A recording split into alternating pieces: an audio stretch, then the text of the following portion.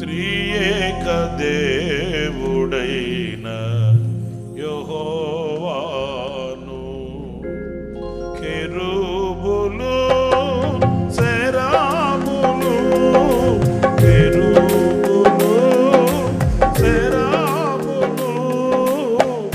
నిత్యము ఆరాధుదును. త్రియేక దేవుడైన యెహోవాను పరిశుద్ధుడు అతి పరిశుద్ధుడు అని గాన ప్రతిగానములు చేయుచుందురు. త్రియేక దేవుడైన యెహోవాను.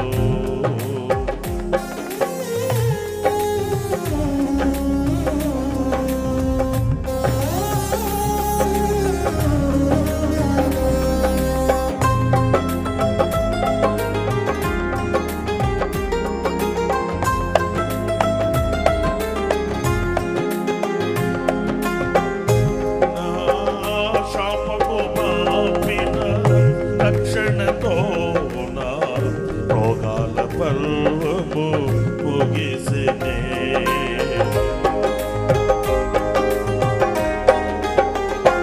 నా శాపము పాపిన రక్షణతో నా రోగాల పర్వము ముగిసినే.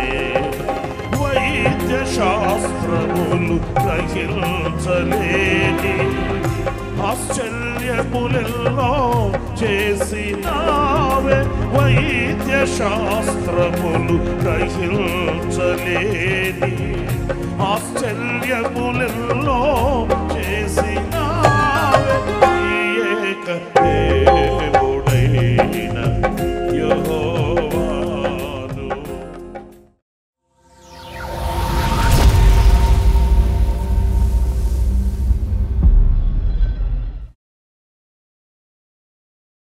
యేసుక్రీస్తు నామంలో మీ అందరికీ మా హోసన్న మినిస్ట్రీస్ తరపున హృదయపూర్వకమైన వందనాలు తెలియపరుస్తున్నాను. ఈ దినమంతయు విశేషమైన కృప నా దేవుడు మీకు సమృద్ధిగా అనుగ్రహించునుగాక. ప్రియులారా, పరిశుద్ధ గ్రంథంలో యోబు గ్రంథంలో చక్కటి మాట మనం చాలాసార్లు చదువుతుంటాము. 23వ అధ్యాయం 10వ వాక్యాన్ని మనం చదివితే, నేను నడుచు మార్గము ఆయనకు తెలియను, ఆయన నన్ను శోధించిన తర్వాత నేను సువర్ణము వలె కనబడుదును. ఈ మాటని మనం పలుమార్లు చదువుకుంటూ ఉంటాము, మనం పాడుకుంటూ ఉంటాము కూడాను. అయితే ఇక్కడ ఒక ఆంతర్యాన్ని మనం గ్రహించాలి. అదేంటంటే, నేను నడుచు మార్గము నాది కాదు అని దైవజనుడు చెప్తున్న ఈ సత్యాన్ని మనం గ్రహించి ఆలోచించాలి. ఎందుకంటే నేను ఏ మార్గంలో వెళుతున్నానో అది ఆయనకు మరుగైనది కాదు. ఎందుకు మరుగైనది కాదు అనంటే, ఈ మార్గమును నాకు అనుగ్రహించినది ఆయనే గనుక. ఈ మార్గములో నన్ను నడిపించుచున్నది ఆయనే గనుక. ప్రియులారా, పలు మార్గాలలో మనం నడుస్తూ ఉన్నప్పుడు ఇది ఆయన నాకు అనుగ్రహించి నన్ను నడిపించుచున్న మార్గమా కాదానని పరీక్షించుకోవలసిన అవసరం మన మీద ఎంతైనా కూడా ఉంటుందండి. ఎందుకంటే మన ప్రతి ఆలోచన మనకు తిన్నని మార్గంలాగే కనిపిస్తుంది. మన ప్రతి తలంపు అది సరి అయిన చక్కటి మార్గంలాగే కనిపిస్తుంది. అయితే దేవుడు మనకిచ్చిన, దేవుడు మనకు కనపరిచిన, దేవుడు మనల్ని నడిపించిన మార్గం కాకుండా వేరొక మార్గంలో మనం నడిపించబడడం అంటే జీవించడం మనం ప్రారంభిస్తే అది తుదకు మరణమునకు దారితీయును అని పరిశుద్ధ గ్రంథం చెప్తుంది. దీనిని బట్టి మనం నడుచు మార్గము దేవుడు మనకు స్థాపించిన మార్గమేనా అనేది మనం పరిశీలించుకోవాలి. ఇక్కడ క్షుణ్ణంగా ఆయన చెప్తున్న మాట, ఇది ఆయనకి తెలిసిన మార్గం, ఆయన నాకు ఏర్పరిచిన మార్గం, ఆయన నన్ను నడిపించుచున్న మార్గం. ఇందులో నేను సువర్ణమవుతానే కానీ క్షీణించిపోను, నేను అభివృద్ధి చెందుతానే కానీ నేను ఎండిపోను అనే ఆంతర్యం ఆయన హృదయంలో ఉంది కనుకయే ఈ మాట ఆయన క్షుణ్ణంగా పలకగలుగుతూ ఉన్నాడు. కనుక ఈ రోజున మనం మన భక్తి మార్గంలో, ఈ పరిశుద్ధమైన మార్గంలో, ఈ నీతి మార్గంలో మనం నడిపించబడుతూ ఉన్నప్పుడు మనం ఇలాంటి నిరీక్షణ గలవారమై, ఇది ప్రభు కథ నాకు ఇచ్చిన మార్గం, ఇది ప్రభు కథ నన్ను నడిపించే మార్గం, ఇందులో నాకు జయమే కలుగుతుంది, అభివృద్ధే కలుగుతుంది, సమాధానమే కలుగుతుంది, ఆశీర్వాదమే కలుగుతుంది అనే గొప్ప నిరీక్షణతో మనం ముందుకు వెళ్ళవలసిన వారమై ఉన్నాం. కొన్ని సందర్భాలలో మనకు నిరాశ కలగవచ్చు, కానీ ఆ నిరాశను అధిగమించి మనం ప్రభు వైపు చూస్తూ, ఇది పవిత్రమైన పరిశుద్ధమైన మార్గము, ఈ మార్గంలో ప్రభు నన్ను నడిపిస్తున్నాడన్న సంతోషంతో మనం ముందుకు వెళ్ళవలసి ఉందండి. ఇక్కడ నేను మీతో చెప్పాలనుకున్న కొన్ని మాటలు ఏంటంటే, మరి ఆయన మనల్ని నడిపించే మార్గం ఎలాంటి మార్గం, మరి ఆయన మనకు అనుగ్రహించిన మార్గం అది ఎలాంటిదై ఉంటుంది అని పరిశుద్ధ గ్రంథంలో మనం చదివినప్పుడు కొన్ని వాక్యాలు మనకు చాలా మరి ఊరటను కలిగిస్తాయి, మనకు ఎంతో ధైర్యాన్ని కలిగిస్తాయి. మరి యెషయా గ్రంథం 55వ అధ్యాయం 9వ వాక్యంలో మనం గమనించినప్పుడు, ఆకాశములు భూమికి పైన ఎంత ఎత్తుగా ఉన్నవో మీ మార్గముల కంటే నా మార్గములు, మీ తలంపుల కంటే నా తలంపులు అంత ఎత్తుగా ఉన్నవి. చూడండి, ఇక్కడ ఎలాంటి మార్గములు, ఆయన మనకు అనుగ్రహించిన మార్గములు, ఆయన మనల్ని నడిపించే మార్గములు అనంటే అవి ఎత్తైన మార్గములట. దేవుని పరిశుద్ధ నామానికి మహిమ కలుగునుగాక. మన యొక్క తలంపులు, మన యొక్క మార్గాలు, మనం ఏర్పరచుకున్న మార్గాలు ఎలా ఉంటాయి అంటే అవి భూసంబంధమైనవి గాను, అల్పమైనవి గాను, స్వల్పమైనవిగా అవి కనిపిస్తాయి. కానీ దేవుడు మనల్ని నడిపించే మార్గం ఎలాంటి మార్గము అనంటే అవి ఎత్తైన మార్గములట. మనం పరిశుద్ధ గ్రంథంలో మనం చదువుతామండి, ఆయన నన్ను ఎత్తైన చోట, ఉన్నతమైన స్థలముల మీద ఆయన నన్ను నడవ చేయుచున్నాడు అనే మాటని మనం చదువుతాం.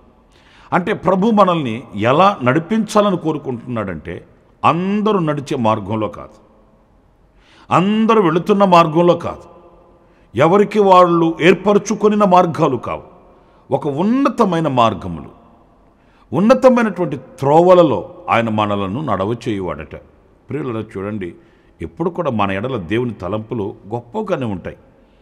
కానీ మనం వాటిని గ్రహించలేక, వాటిని వివేచించలేక, ఎంతకీ మనల్ని మనం తలంచుకొని, మన యొక్క ఆలోచనల్ని మనం ఒక పరిధిగా ఉంచుకొని, నాకు అది జరగట్లేదు, నాకు ఇది జరగట్లేదు, నేను అలా ఉండట్లేదు, నేను ఇలా ఉండట్లేదు అని మనలను మనము కించపరుచుకుంటూ ఉంటాం. కానీ దేవుడు ఉన్నతమైన తలంపులు ఏంటంటే మనల్ని ఎత్తైన మార్గములలో నడిపించాలని, ఎత్తైన స్థితిలో మనల్ని ఉంచాలని. అంటే నలుగురికి కనబడే ఆ స్థితి, నలుగురు మనల్ని చూచి ప్రభుని గణపరచగలిగినటువంటి ఆ స్థితి. దేవుని వాక్యంలో మనం చదువుతామండి, కొండ మీద కట్టబడిన పట్టణము మరుగై ఉండనేరదు అని. నిజమే, ఆ పట్టణం కొండ మీద కట్టబడింది కనుక ఆ పట్టణాన్ని అందరూ చూడగలుగుతారు. ఆ రీతిగానే దేవుడు మనల్ని ఒక ఉన్నత స్థితిలో నడవజేయాలనుకుంటున్నాడు. ఎందుకంటే ఆయనకు ఘనత కలుగునట్లు, ఆయనకు కీర్తి కలుగునట్లు, ఆయనకు మహిమ కలుగునట్లు ఈ రోజున ఆ ఉన్నతమైనటువంటి మార్గములలో నడవగలిగిన వారమై మనం ఉండాలండి. ఉన్నత స్థితిని మనం పొందుకొని ప్రభు కొరకై సాక్షులుగా, పత్రికలుగా ఉండగలిగిన వారమై మనం జీవించాలండి. ఏదో జీవిస్తున్నామంటే జీవితం అలా కాదు, ఎలా బ్రతుకుతున్నామంటే అలా కాదు, ఎలా నడిచి వెళుతున్నామంటే అలా కాదు. ఆయన నడిపించాలనుకుని ఆ ఉన్నతమైన మార్గంలో మనం నడవగలగాలండి. మన పితరుల చరిత్రలో కూడా మనం చదువుతామండి. ఆయన వారిని మరి అనేకులకు సాక్షిగా, మేడి పండ్లు ఏరుకుంటున్న అతనిని పిలిచి అతనిని ఒక సాక్షిగా, చేపలు పడుతున్న వారిని పిలిచి వారిని ఒక సాక్షిగా, గాడిదల వెంట తిరుగుతున్న అతనిని పిలిచి అతనిని ఒక సాక్షిగా, గొర్రెలను మేపుకుంటున్న అతనిని పిలిచి అతనిని ఒక సాక్షిగా. ఎందుకంటే వారిని ఆయన నడిపించాలనుకున్న మార్గం ఎలాంటిది అనంటే ఉన్నతంగా పశువులను కాచుకునే వ్యక్తి రాజ్యాన్ని పరిపాలించడం ఏంటి? మేడి పండ్లు ఏరుకుంటున్న అతను ఒక ప్రవక్తగా ప్రవచించడం ఏంటి? చేపలు పట్టుకొని అమ్ముకుంటున్న విద్య లేని పామరులైన వాళ్ళు ఉపదేశాన్ని ప్రకటించడం ఏంటి? ఉపదేశ క్రమాన్ని బోధించడం, ఇవన్నీ ఆశ్చర్యాన్ని కలిగించే విషయాలు, ఉన్నతమైన మార్గాలండి. మరి ఈ రోజున వారి ఎడల మాత్రమేనా ఆ తలంపులు, వారికి మాత్రమేనా ఆ ఉద్దేశాలు అంటే కానే కాదు. మనందరి ఎడల ఆయన తలంపులు అంత గొప్పవి, ఆయన మార్గములు అంత ఉన్నతమైనవండి. అంత ఉన్నతమైన మార్గములు అనే విషయాన్ని మనం మర్చిపోకూడదు. ఆ మార్గములో ఓపికతో, ఓర్పుతో, నేర్పుతో, సహనంతో, సంతోషంతో మనం ముందుకి వెళ్ళవలసిన వారమండి. ఇంకొక మాట నేను మీకు జ్ఞాపకం చేస్తాను. అది దానియేలు గ్రంథం 4వ అధ్యాయం 37వ వాక్యంలో మనం గమనించినప్పుడు, నెబుకద్నెజరును నేను పరలోకపు రాజు యొక్క కార్యములన్నీ సత్యములను ఆయన మార్గములు న్యాయములునై ఉన్నవనియు, గర్వముతో నటించు వారిని ఆయన అనపశక్తుడనియు ఆయనను స్తుతించుచు కొనియాడుచు ఘనపరుచుచున్నాను. ఈ వాక్యంలో మనం గమనించినప్పుడు ఆయన మార్గములు న్యాయములునై ఉన్నవనియు అంటే ఆయన మార్గాలన్నీ ఎలాంటివి అనంటే న్యాయమైనవంటండి. ఉన్నతమైనవి మాత్రమే కాదు, న్యాయమైనవి. అంటే ఆయన నీతి కలిగిన న్యాయాధిపతి అని దేవుడు గనుక న్యాయమైనటువంటి మార్గములలో ఆయన మనల్ని నడిపిస్తాడండి. మనం అనుకోవచ్చు, ఈ మార్గంలో వెళితే బాగుండే మాట, ఇలాగ జరిగితే బాగుండే మాట, ఇలాగ జీవిస్తే బాగుండే మాట అని మనం తలంచుకుంటాము. కానీ ఆయన మనల్ని నడిపించే మార్గం మనం కోరుకున్నట్లుగా కాదండి. న్యాయమైన అంటే మనకు జరగవలసిన న్యాయం ఆయన చేస్తాడు. ఈ న్యాయమైన మార్గంలో మనల్ని ఆయన నడిపిస్తాడండి. ప్రియమైన దేవుని బిడ్డలారా, గమనించండి, కొన్ని సందర్భాలలో దేవుడు మనల్ని ఏదో ఇరుకైన మార్గంలో నడిపించినట్లుగా ఉంటుంది. ఏదో ఎవరు తోడు లేని ఒంటరి మార్గంలో నడిపించినట్లుగా ఉంటుంది. శోధనల మార్గంలో ఆయన మనల్ని నడిపించినట్లుగా ఉంటుంది. అయితే ఆ మార్గములు, ఆ అనుభవాలు మనకు న్యాయమైనవి అని మనం గ్రహించాలండి. ఎందుకంటే ఆయన ఎప్పుడు మనకు అన్యాయం చేయడండి, కీడు చేయడండి, ద్రోహం చేయడండి. అయితే ఒకటి మాత్రం వాస్తవం, మనకు న్యాయమైన మార్గాన్ని ప్రత్యక్షపరిచి ఈ న్యాయమైన మార్గంలో ఆయన మనల్ని నడిపిస్తున్నాడని మనం గ్రహించాలి. ఒక చిన్న ఉదాహరణ చెప్తాను. యేసుక్రీస్తుని సిలువలో ఆయనను మరి వేలాడదీశారు. కుడివైపున ఒక దొంగ, ఎడమ వైపున ఒక దొంగ, వీళ్ళిద్దరి మధ్య యేసయ్యను వేలాడదీశాడు. అప్పుడు ఏం జరిగింది? ఆ ఎడమ వైపున ఉన్న దొంగ అంటాడు, నిన్ను నువ్వు రక్షించుకొని మమ్మల్ని కూడా రక్షించకూడదంటాయా? నువ్వు ప్రవక్త వారు కదా, నువ్వు బోధకుడు అంట కదా అని. కానీ ఆ కుడివైపున ఉన్న దొంగ ఏమన్నాడో తెలుసా? అరే, ఈ శిక్ష మనకు న్యాయమే. చూసాడండి, మనకేం కీడు జరగలేదు, న్యాయమే జరిగింది. మనం చేసిన దానికి మనకు న్యాయమే జరిగింది. దేవుడు ఎప్పుడు న్యాయస్తుల్ని అన్యాయస్తులుగాను, అన్యాయస్తుల్ని న్యాయస్తులుగాను, నీతిమంతుల్ని దుర్నీతిపరులుగాను, దుర్నీతిపరుల్ని నీతిమంతులుగాను ఆయన చూడడండి. అగ్నినేత్రములు కలిగిన వాడు గనుక, హృదయ అంతర్భాగాలు చూడగలిగిన వాడు గనుక ఆయన అలా చూడడు. నీతి కలిగిన న్యాయాధిపతి నీతిని నీతిగా చూస్తాడు, దుర్నీతిని దుర్నీతిగా చూస్తాడు, పాపాన్ని పాపంగా చూస్తాడు, పరిశుద్ధతను పరిశుద్ధతగా చూస్తాడు. గనుక ఆయన న్యాయమైన మార్గంలో, అంటే మనకు ఏది చేస్తే, మనకు ఎప్పుడు ఏది అనుగ్రహిస్తే, ఎప్పుడు ఎక్కడ ఎలా చేస్తే అది మనకు ఆశీర్వాదమో, అది మనకు న్యాయమో అలాగే నడిపిస్తాడు ఆయన. అందుకే వాక్యంలో మనం గమనిస్తాం, నేను త్వరగా వచ్చుచున్నాను, వాని వాని క్రియలకు తగిన ప్రతిఫలం నా యొద్ద ఉన్నది అంటాడు. అంటే ఎవరు ఎంత చేసుకుంటే అంత. నేను కొంత చేశానయ్యా, నాకు అంత కావాలంటే కుదరదు కదా. నేను ఏమీ చేయలేదు, చేసిన వాళ్ళలాగా నాకు బహుమానం కావాలంటే కుదరదు కదా. గనుక కొన్ని సందర్భాలలో మనకు ఇరుకైనదిగా కనిపించిన, లేక మనకు వేదన కలిగించేవి కనిపించిన ఒక్కటి మాత్రం వాస్తవం అండి. అదేంటంటే న్యాయమైన మార్గంలో ప్రభు మనల్ని నడిపిస్తాడు. మనకు న్యాయమే జరుగుతుంది అని మనం గ్రహించాలి. మనకెప్పుడు అన్యాయం చేస్తాడు అని తలంచకూడదండి.